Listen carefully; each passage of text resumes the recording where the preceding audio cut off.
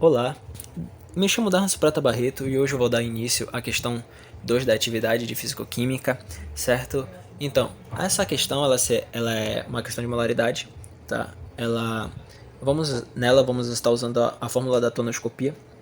E qual seria a fórmula da tonoscopia? Seria o abaixamento absoluto da pressão de vapor dividido pela pressão do solvente, que vai ser igual à constante da tonoscopia vezes a molaridade vezes o fator de Van 't Hoff, ok? Então, é só isso a questão, a questão é a fórmula. Então vamos lá uma lida na questão agora. Considere uma solução de açúcar que teve um aumento na sua temperatura de ebulição. A pressão de vapor dessa solução, sendo que o açúcar em questão se trata da glicose na concentração de 0,02 mol por litro tá? Ok. Então, o que a questão está falando? Ela está querendo comparar a pressão de vapor dessa solução inicial de glicose com a concentração de 0,02 mol por litro com algumas soluções aquosas abaixo, como vocês podem estar vendo na fórmula, né? Então, ele vai querer saber se ela é a metade da pressão de vapor da solução aquosa de 0,04, por exemplo, aí do glicerol, ou o dobro da pressão de vapor da sacarose, e assim vai. Tá? É só para você identificar, para ver se ela é a metade ou ela é o dobro. Tá? Então, você vai ter que trabalhar a pressão de vapor de todas as soluções. Então, o P2, que vai ser o nosso, que vai estar em evidência na fórmula, é o que a gente quer, beleza? Então, vamos lá. Ok. Temos aqui então na fórmula, certo? Vamos fazer apenas o rearranjo colocando os valores que a gente tem, tá? O valor de Van 't Hoff, que seria o nosso I aí na fórmula, ele vai ser igual a 1, por quê? Porque a gente está trabalhando com glicose, né? Então, o valor de Van 't Hoff ele vai ser igual a 1, tá? A concentração é de 0,02 mol por litro, e a constante da tonoscopia a gente vai ignorar ela, pois já que se trata de uma constante, ela não vai alterar nosso resultado, certo? E para os nossos cálculos ela vai ser ignorada, tá? Então vamos ter ΔP dividido por P2 igual a 0,02 mol por litro, que é essa multiplicação do fator de Van 't Hoff e da concentração. Tá? Porém, a gente quer pôr em evidência o P2, né, que é a nossa pressão do nosso solvente. Então, vamos estar passando ele multiplicando. Ele está dividindo, vai passar multiplicando, e nossa concentração está multiplicando e vai passar dividindo. Então, temos essa formulazinha aí. E se tratando da P2, ela podemos dizer que esse solvente ele é água, porque a gente não sabe com que foi feita a solução de açúcar. Então, vamos dar essa solução como tendo água. Então, o P2 ele vai ser constante, certo? Ele vai ter, em todos os casos, ele vai ser constante. Então, caso queiramos fazer alterações embaixo, né, já que só temos a concentração, ou seja, cada vez que a gente for fazer essa alteração, a parte de cima, que é o nosso abaixamento absoluto de pressão de vapor, ele também vai ser alterado para que haja essa constante, né, do P2. Então, cada vez que a gente aumentar ou diminuir, vice-versa, a quantidade dessas coisas que a gente tem aí, né, dos valores que a gente tem de ΔP e da concentração molar, vamos estar alterando a nossa pressão. Tá ok? Então, dito isso, vamos estar verificando se vai ter essas alterações nas seguintes afirmações. Então vamos lá. O 01 aí. O 01 ele fala que a pressão de vapor da concentração que obtivemos, ela vai ser a metade da pressão de vapor de uma solução aquosa de 0,04 mol por litro de glicerol, certo? Então vamos verificar mesmo se essa afirmação é verídica. Então, vamos usar a mesma fórmula, pois vamos estar botando em evidência a pressão de vapor, né, para ver se ela vai ter a metade ou vai ser o dobro ou vice-versa, certo? O quádruplo vamos estar olhando agora. Tá, então temos o ΔP, que vai ser igual a P2 vezes 4 vezes 10 a menos 2 mol por litro, e passando a concentração molar, dividindo, temos o ΔP dividido pela concentração, que vai ser igual a P2. Tá? Nota-se que a a concentração das ambas fórmulas, né, ela é maior uma é maior que a outra, né? Digamos, a pressão de vapor do glicerol, ela é minto. A pressão não, a concentração. Isso, cara. Tava pegando vocês, testando vocês para ver se vocês sabiam. Voltando ao assunto, tá? Vamos estar identificando a concentração dos dois para verificar se a pressão ela vai ser metade ou dobro, tá? Então, podemos ver simplesmente aí que sim, ela é a metade da pressão de vapor. Por quê? Porque se fizermos a metade, digamos, pegamos 4 e dividimos por 2, né, que seria a metade, ou 4 menos 2, teríamos o resultado de 2 vezes 10 a menos 2, que seria a metade, certo? Seria a metade da solução aí de glicerol, certo? Então, a questão ela está correta. Então, vamos lá.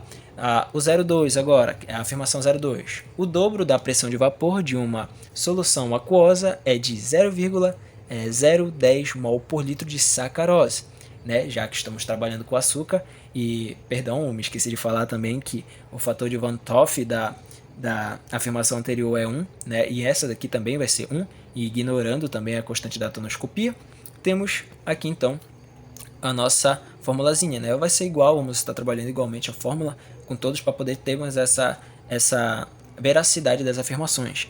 Então temos aí o dobro da pressão de vapor, né? E seja a pressão de vapor inicial que temos do P2, né? Com a sua concentração de 2 vezes 10 a menos 2, ela vai ser o dobro da pressão de vapor de uma solução aquosa da sacarose de 0,01 mol por litro, tá? Então, temos que sim, essa é uma afirmação verídica. Por quê? Já que ele é o dobro, vamos estar multiplicando ele por 2. E 2 vezes 1 é 2. Logo, teríamos o dobro, certo? Então, a pressão de vapor inicial ela vai ser o dobro dessa solução aquosa de sacarose, tá? Passando agora para a outra afirmação, a afirmação 04. O dobro da pressão de vapor de uma solução aquosa igual à concentração, ou seja, a concentração inicial da pressão de vapor que tivemos da glicose inicial, né? A concentração de 0,02 ela vai ser igual a essa em mol por litro, certo? Que é a solução do brometo de lítio, tá? E como sabemos, o brometo de lítio é um sal. Logo, a gente vai ter que estar fazendo essa dissociação, certo? Vamos estar colocando ele em água e ele vai ter essa dissociação, então temos 2 mol de íons, né? Fazemos essa reação teórica e temos 2 mol de íons. Então, temos o fator de Van 't Hoff igual a 2, certo? Aqui o fator de Van 't Hoff já vai se alterar, então vamos ter que usá-lo, certo? Então, para vocês não estarem perdendo a fórmula que eu coloquei anteriormente, eu coloquei ela aqui e destrinchei ela novamente, que é e fazendo ela destrinchada, já passando ela toda a fórmula, já tendo a fórmula inteira, né, que a gente quer, do jeito que a gente quer. Temos o ΔP, que vai ser dividido por 4 vezes 10 a menos 2 mol por litro, né, que vocês podem estar verificando que 0,02 foi multiplicado por 2 e temos esse resultado, tá? E agora vamos estar comparando a pressão de cada um, né? A pressão da glicose, certo? E a pressão aqui do brometo de lítio, tá? Ele está afirmando que a pressão de vapor da glicose, né? Eu vou estar falando da solução de glicose, ela é o dobro da pressão de vapor da solução de brometo de lítio, certo? Então, como vocês podem ver, já que ela está falando que é o dobro, então essa afirmação é incorreta, porque já vimos anteriormente que para que essa solução ela fosse verídica, ela teria que ter a concentração, né, a pressão, para que pudéssemos encontrar uma pressão de vapor igual, né, ou o dobro dessa aqui, a gente teria que ter uma concentração molar de 0,01 ou 0,010 mol por litro. Então, já que temos aqui 0,02 e ainda multiplicado por 2 pelo fator de Van 't Hoff, temos aí essa concentração acima da que encontramos anteriormente. Então, essa afirmação ela é incorreta, certo? Então, passando agora para a afirmação 8, temos que a pressão de vapor da solução de glicose, certo? Ela vai ser o quádruplo da pressão de vapor de uma solução aquosa de 0,005 mol por litro de glicose, né? Ou seja, a solução de glicose vai alterar apenas a concentração de mol, né? Concentração molar dessas soluções. Então, vamos estar verificando na fórmula. Como é que podemos estar fazendo isso? É bem simples, né? Já que estamos trabalhando com glicose e o fator de Van 't Hoff é 1, tá? Então, temos aí que 0,05 mol por litro vai ser o nosso 5 vezes 10 a menos 3 mol, tá? E fazendo todo o rearranjo da fórmula para pôr o P2 em evidência, tá? Temos o ΔP dividido por 5 vezes 10 a menos 3 mol por litro. E já que já estamos trabalhando, né, com a pressão de vapor e é o quádruplo, né, está afirmando que é o quádruplo da pressão de vapor da glicose inicial, então vamos fazer uma multiplicaçãozinha para ver se está certo mesmo, né? Então, 4 vezes 5, né, que é o quádruplo, 4 vezes 5 vezes 10 a menos 3, seria, então, 2 vezes 10 a menos 2 mol por litro.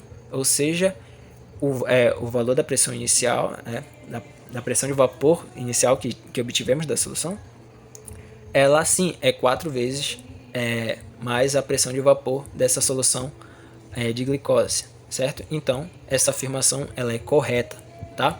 Passando agora para a última afirmação, a afirmação de número 16 ela diz o seguinte: o dobro da pressão de vapor de uma solução aquosa igual à concentração, ou seja, a concentração vai ser igual à pressão da pressão de vapor inicial, tá?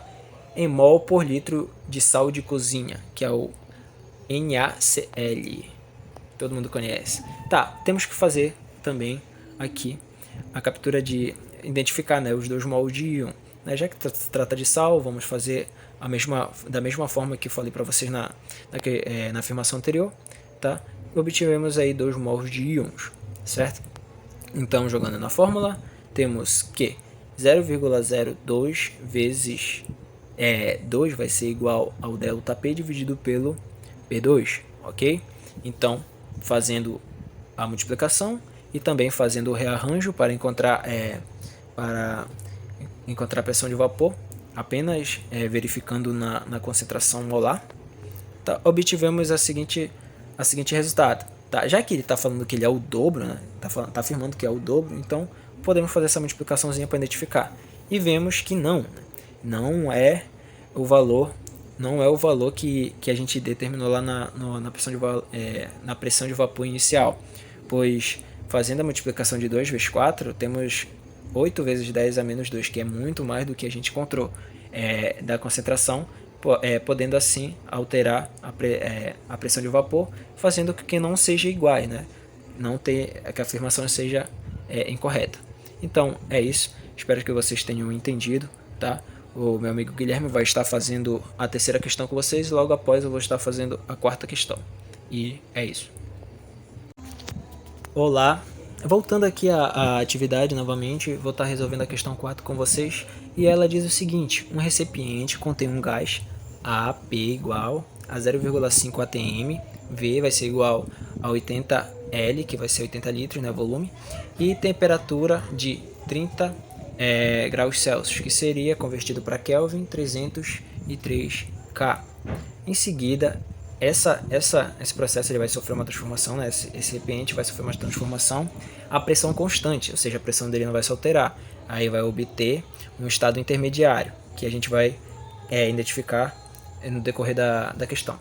Tá? E logo após isso, ele vai sofrer outra transformação, só que a temperatura constante, obtendo um estado final de P2 igual a 1 atm, V2 igual a 55,5 litros, e a temperatura final vai ser igual a 20 graus Celsius, que convertendo para Kelvin seria 293 K.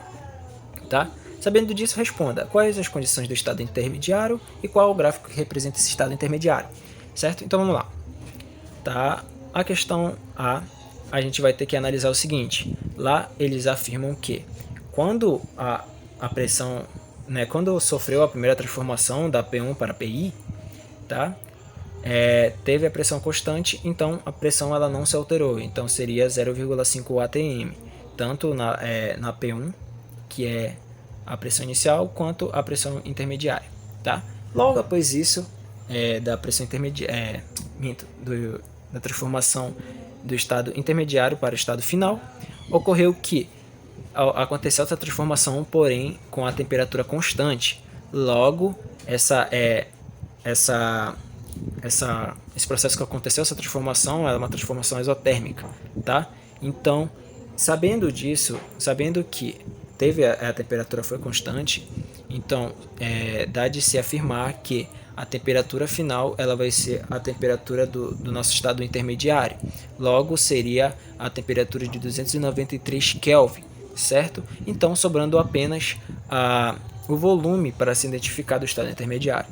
Então, como podemos fazer? Já que temos uma constante a constante T, né, de temperatura em estado exotérmico, podemos calcular ela a partir da seguinte fórmula: PI vezes VI, que vai ser igual a P2 vezes V2, ou seja, a pressão vezes o volume do estado intermediário, que vai ser igual a pressão vezes o volume do estado final.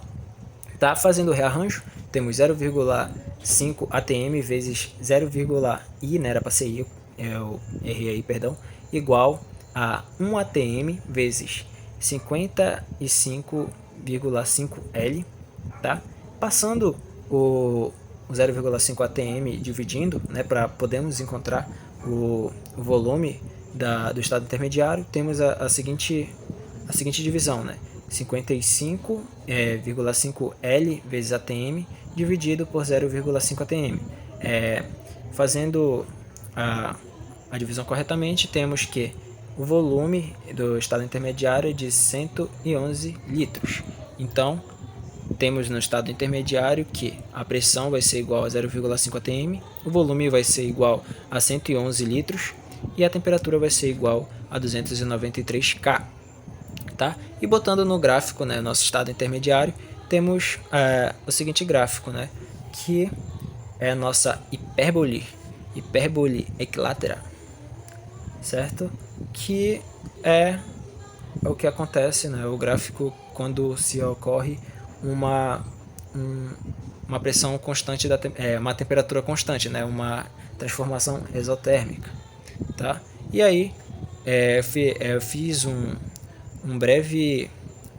gráfico, né, mostrando todos os estados e coloquei aí também me arrisquei a fazer o volume, né, do estado intermediário com uma pressão de 2, né, uma pressão em 2 para poder fazer o gráfico bacaninha para ficar aí a hipérbole equilátera para vocês, tá? E o volume deu 27,75 litros com a pressão de 2, né? P2, P igual a 2. Então, temos aí o nosso gráfico e nossa questão resolvida, certo?